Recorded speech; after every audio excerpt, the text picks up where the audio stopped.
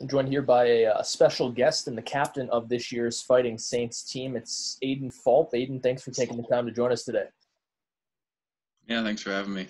Absolutely. So first and foremost, we'll get into the news that just came out, and then we'll backtrack to this season. But you were just announced as the first ever Curt Hammer Award winner for the Fighting Saints. A lot of awards for Dubuque this year, a lot of first-time awards, and you factor into that list with the Curt Hammer Award that is chosen or given to the player that exemplifies excellence both on and off the ice. When you found out about that award, what was the reaction, and what did it mean to you to win an award like that? Yeah, I mean, it was kind of a shock, to be honest, because I know there's so many guys in the league that do so many great things, especially in Dubuque. But it was a really cool feeling, and it's a huge honor to win that award. I'm glad I could bring it home for Dubuque. Just adds on to all the other awards we had, and it kind of just caps off the amazing season that we were able to have. But, I mean, it's just a huge honor, and you look back at some of the players who have won that award and all the great things that they did. So it's very humbling, and it's, like I said, it's just a huge honor. When you were in Dubuque, was it a focus of yours to try to do a lot of community outreach, or was that something that maybe you took on more as you became a leader on the team, or what was your outlook on that in general? Yeah, I think definitely as my years progressed in Dubuque, being my third year, I think it was definitely more of a focus to give back and to do more in the community and whatnot than it was the first 2 years. And I think just with how comfortable I felt with the community and the people and some of the relationships I had built, it was pretty easy for me to find that platform and to try and do more in the community. So I think as my years progressed in Dubuque, it was more of a focus and more of a thing I wanted to improve on. Do you have a couple favorite memories, or maybe one that sticks out, a favorite event that you did in the community? A couple of us volunteered for the Special Needs Olympics, the Special Olympics, and they did speed skating, and we were out there. We were ice marshals and following directions and getting people to the starting line, that sort of thing. So that was a lot of fun. And then also my mentor, or my mentoree, I guess you could call him, a student I had at Prescott Elementary School, Devin. He was a great kid. We would hang out and talk and play some board games and stuff. And I was there with Reggie and Kaylin too. So it was a lot of fun, and just being able to make somebody else smile in something like the Special Olympics or with my mentoree student, that was just always such a good feeling. You mentioned that not just people around the league, but people inside of Dubuque also doing a lot of great things in the community on the team. You were with the team for 3 seasons. Can you explain to people that maybe don't see the players and the coaches and staff interact every single day, what the focus is like on community and on in the classroom, as we saw another couple all academic team members this year? Can you explain the off-ice focus that to people that might not know the ins and outs of Dubuque? Yeah, well, I think it was either my first or second year. Oliver came up with the 3 C's. It was compete, college, community, something along those lines. So I think a lot of people don't understand is we practice every day and we work out and everything, but there's so much more that goes into it, because as a team, we're nothing without the community and the fans. So there's always that aspect of giving back to the community. So whether it's doing a promotional video or going to a school to visit and doing a Live Like a Saint or anything along those lines, there's probably something every week, if not every other week, that the guys are doing to give back. And it's, for the college aspect, I say half the team, if not more, is taking college classes to get some transfer credits to transfer to the school that they choose. So there's a lot of stuff that goes on kind of behind the scenes, I guess, behind the hockey aspects with practice and workouts. There's a lot of community stuff, like I said, once every other week, that guys are doing in college classes almost every day. So yeah. I know that there's a lot of people that sometimes might not get the credit they deserve, but with these academic awards continually coming out year after year, I know you've worked with her before, but Joanne Gibson is the academic coordinator. Can you just tell people how much of an asset she is to all the Fighting Saints players? Yeah, she's the best. If anybody ever needs anything, she's there to help. She's like a second mom to pretty much all of us. Yeah, like I said, she's the best. Anything you need help with, she's there. She's done so much for the Dubuque program, and honestly, I think she's not given enough credit all the time for all the work that she puts in. So yeah, Joanne, you're the best. Thank you. We see the award that you get, obviously, in the community. We see Riley Stewart and Stephen Halliday being recognized for their off-ice excellence. But also this year, it was a record-breaking year for Dubuque on the ice in a lot of senses. Reese Gaber wins Player and Forward of the Year, first time ever that Dubuque has the Player of the Year. Eric Portillo, the first Goalie of the Year. Oliver David, the first Head Coach of the Year. What was it like coming to practice, coming to the rink every day, knowing how good of a team you guys had? I mean, it was a lot of fun, and all those honors you listed off were definitely earned. Those guys really put in the work. Goalie of the Year, Forward of the Year, Player of the Year, Coach of the Year. Those guys, they really dialed it in, and they put in the work every day, and they earned those awards. So coming to the rink every day, you knew you were in for a battle, and you knew you had to have your mindset on getting better every day, and that's something that we kind of strived off of, how the day-to-day is the way. So I think coming to the rink every day, just knowing you're going to have other guys working harder than you, it just pushes you even farther, and everyone's trying to outwork each other. And it was just, it was a culture built for success. You hear a lot of people say that they just enjoy being around the guys, especially this year's group. And sometimes you feel like that's just something that people say because it's the thing that you say, but other times it feels really true. And this year, hearing it from an outside perspective, it felt like that was something that every single player that said it meant it. Is that how you felt being on the inside? Yeah, absolutely. I mean, I've been on previous teams that are really cliquey and stuff like that, and it sounds really cliche, but we just got along so well this year, and we clicked right away. And there was no like, hey, I'm better than you, or feeling inferior to anybody else. We were just one. We were all saints. That's all it was. Take us through your 3 years as a Fighting Saint, I guess, before we dive into this year a little bit more. But what did you feel like the progression was from year 1 to year 2 and then year 2 to year 3? Because everyone talks about, obviously, the big growth year from year 1 to year 2, but not many people talk about year 2 to year 3. So what was the growth like in each of those steps? Yeah, I like to think that I came in Dubuque as a kid and left a man, for sure. But my first year was it was definitely eye-opening, and I kind of realized what it would take to play at this level, and not only play at this level, but to succeed at this level. And I learned a lot from the older guys. And then we ended up making it to second round in playoffs that year. Ended up losing, but it was definitely an eye-opening year, more of a learning year than anything. Being a younger guy, not playing as much, but it was definitely a learning year. Then second year, I definitely felt a bigger role. And we weren't. I thought we had a really good team, but we didn't put it together every night. Just had some missing pieces, I think. But that was definitely a good year to manage like the mental game and kind of know what you have to do every day to stay consistent, because we definitely weren't as consistent as we wanted to be.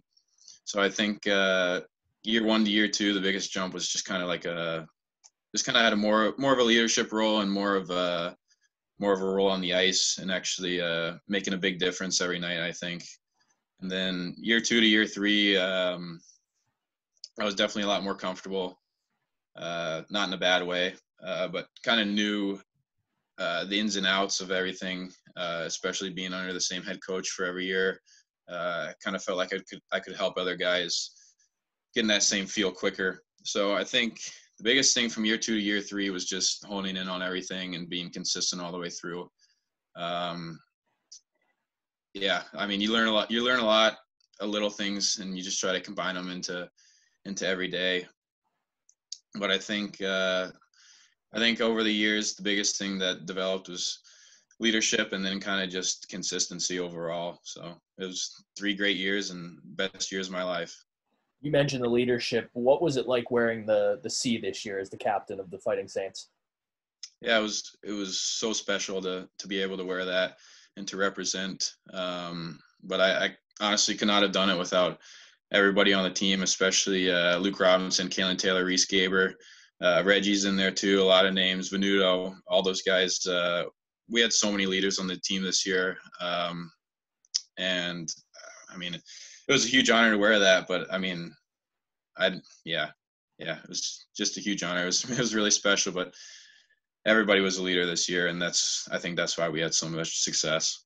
You mentioned the other alternate captains and Kalen Taylor, Luke Robinson, and Reese Gaber, and then some other names. But those three that you mentioned, Robinson, Taylor, and Gaber, join a laundry list of players that had played with you your second year, now coming into the third year. How much of that factored into A, how close the team was, but also B, how good the team was, the experience that you guys had? Yeah, I was definitely played a big role because we're comfortable with each other, and I think the best thing is that each of us has a different piece and a different way of leading that really just amplified everybody else's way. So like Luke Robinson was a very vocal leader, and Gaber and Taylor were more of lead by example guys. Like Robbie was that voice, and those two other guys were more example guys, and I try to be kind of in the middle there, but we all just, I don't know, we just pieced together so well, and especially coming from the team last year, we knew each other already.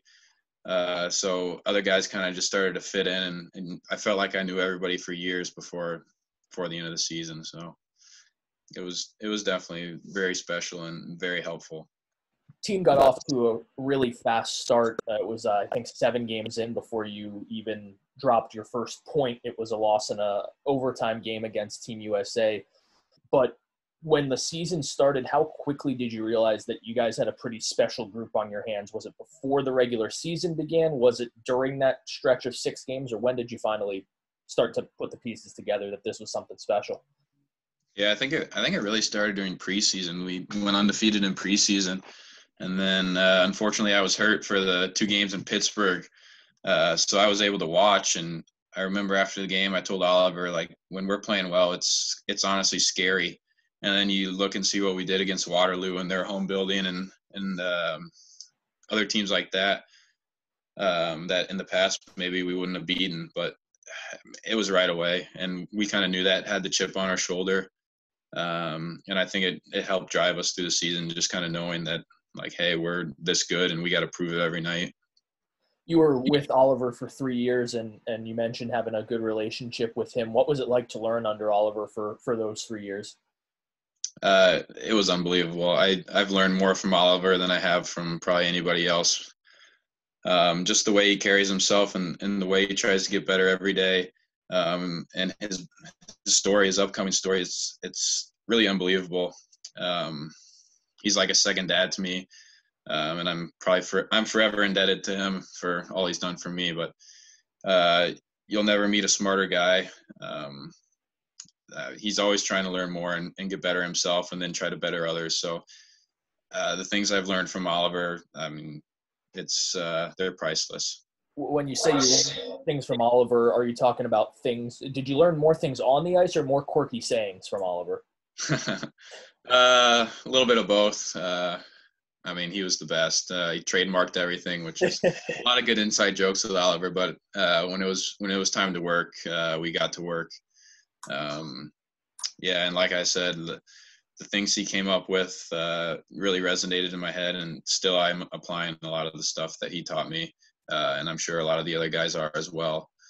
But there's just not a more caring guy in the league, in my opinion. So when Oliver talked to me this year about the success for the team, obviously he's a humble guy, so he's not going to take any on his shoulders, but he really impressed upon me the importance of Evan Dixon and Justin Hale, who are both first-year assistant coaches. How important were they to the team's success this year, jumping in and being their first year with Dubuque? Yeah, they were unreal. The energy that they brought, being younger guys or whatever it was unbelievable. And they put in a lot of behind the scenes work. The amount of time they spent watching film and creating presentations for us for pre-scouts or whatnot. We owe a lot to those guys for the success of the season.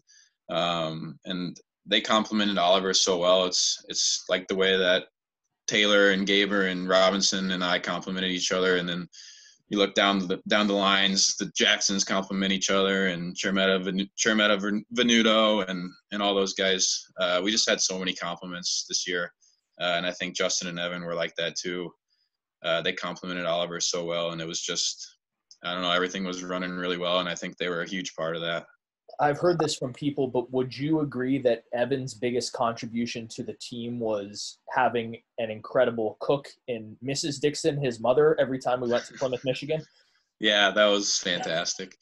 Oh yeah, she was very I can't think of the right word. Hospitable, maybe, is that the right word? Yeah, that works. Yeah, she was unbelievable. Because little backstory, but all the boys like to go to Ichiban on Thursday nights before games after practice, and we weren't able to do that because we had a Friday game in Plymouth and left the day early. So Evan Dixon's mom cooked full Japanese hibachi for us, more or less, and we all got to eat there. So that was pretty awesome. And they have a really cool dog named Lucy. Yeah, Lucy was somewhat of a menace during the film sessions downstairs, but she was a sweetheart. Another question, definitely not serious also, but I remember being on a Zoom call, and I can't remember if it was with you or other players, and there got into talks of the pepper games you would play before with soccer and the politics and the rankings. With no one else on the call, unbiased opinion, who was the best player when it came to peppering the soccer ball in the tunnel? Kalen Taylor, without a doubt. He was the best. He's the best, without a doubt. It's Cali Roots. Is that why you think the soccer player in him? I don't know. He was just unbelievable. Like, nobody could beat him. Reggie was up there. He's a good player. I like to think I was probably a top 7 player myself. Braden Doyle was a pretty good player too. As much as people don't like to say it, Braden was definitely a top 5 player. But Kalen took the cake. He was so good. What's the key to that game? Is there any strategy involved, or how do you become good? Well, I mean, there's 2 ways to play. You can play to stay in and to win, or you can play to do kind of cool trick shots. And that was often my demise. I tried to do some pancakes and some other cool stuff. But I don't know. I just kind of luck of the bounce.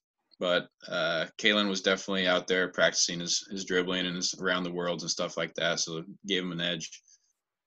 You guys this year, getting back to a more serious topic, when we're talking about the D-Corps, you had some experience in yourself, Luke Robinson, Kalen Taylor, and even Ben Schulteis with some USHL experience grouped in there. But then you also had a lot of young players that it was their first USHL experience in Braden Doyle, Ian Pierce, and Evan Stella, who came in about a quarter of the season. What was it like? Did you feel like a mentor to those guys, or what was it like being able to play with those guys and maybe teach them and or learn from them? I mean, yeah, like I've said before, we all complimented each other really well. We had our shutdown guys like Robbie and I, and then some more skill guys like Tails and Doyle and Stella. Feener's in there too. He's a skill guy. But I don't know. I think we just compliment each other so well, and then we take a lot of pride in being the D-Corps. We like to think of ourselves as kind of the backbone of the team. And also we'll include goalies in there because they were unbelievable this year, goalie of the year, and a couple shutouts from McCarthy. But back to the question, I think we did learn a lot from each other, and more of the younger guys learning from the returners. But there was a lot of pride taken in the defense this year, and you can see I think we had almost the lowest in the league for shots against or goals against. Goals allowed. So it was a really special year on defense, and we took a lot of pride in that. And I think it was everyone learning from everybody. It's really cool when you get a team full of some newer guys, because they can bring in some outside resources or things they've learned before, and we can start implementing those into drills and stuff like that. But I think just the way we complemented each other and all the D pairings were clicking at the end of the year, and I don't know, we take a lot of pride in that. So D-Corps was really special this year for sure. Speaking of taking pride in the defensive side of things, one thing Oliver mentioned to me before the season started was he really wanted to improve on the penalty kill. How much time did you guys put into the work that you did on the penalty kill? For my first 2 years, I think we did more this year than we did in my first 2 years combined, by far. We I don't want to give away too much of the routine to anybody who's listening, but it was a once a week thing, and we dedicated a full day to it, to special teams. And there was definitely some leaders on the penalty kill this year that we didn't necessarily have in the years before. You had Reggie and Venuto out there eating pucks, and Robinson out there, Schulteis, and the list goes on. But um, the coaches even said it, like there's always like a preconceived thing on who's going to be a good penalty killer and who's going to be a good power play guy. But we practiced it so much this year, I think it was pretty fluid for anybody. So there was lots of hard work put into the PK and the PP, and both did really well, I think, all year. So it was definitely an improvement from the years prior. Well, Aidan, thanks for joining us today. Just a couple more questions here. And the first one is, I guess, to kind of put a bow on your Dubuque experience and this season. You guys had a very successful year at home, and it seems like most years Dubuque has a very, very good record at home. What's it like playing in front of the Fighting Saints fans? And I guess to even transfer that question more, what's it like to go on the road to a place like Cedar Rapids and Waterloo and still be able to hear some support when you guys are scoring goals? Yeah, it's the best feeling in the world, playing in front of the Dubuque fans. When we score a goal and all the cowbells go off, or there's a big hit or a fight or anything like that, just to have that, it gives you an extra boost of energy, definitely. And just the way that Dubuque fans carry themselves and egg us on, and they all want us to win and want us to get better and be the best versions of ourselves. So we owe a lot to the fans for sure. And there's no better feeling playing on home ice or knowing you have a home game, because you'll have the crowd behind you. And then one of my favorite games this year was in Chicago. We ended up losing in overtime, but we were down 3 or 4 going into the third period. And I think we had a group of, I don't know how many, but let's say 60 to 100 Dubuque fans behind our bench, rallying us, and they were unbelievable. So playing anywhere like Chicago, CR, Waterloo, anywhere like that, and to hear the Dubuque chants and the cowbells going, it's such a good feeling. It just gives you that extra kick energy that sometimes you need to close out a game or whatnot. So we owe a lot to the fans, and they're the best in the league. 3 seasons with Dubuque, you finish inside the top 10 in terms of career games played for the Fighting Saints in the Tier 1 era. But what's next for Aidan Fulp? I mean, what's the next step? I know we talked briefly before we hopped on here about Western Michigan. What's next for you? Yeah, just a lot of work to be put in still. Going to Western Michigan this fall, and going to face a whole new set of challenges there. So I'm just excited for the new challenges to come, and hopefully be playing some college hockey this fall. Yeah, absolutely. We're looking forward to following, hopefully, college hockey and your journey as well. Aidan, thanks for the 3 years in Dubuque, and thanks for taking the time this afternoon. Yeah, thank you so much.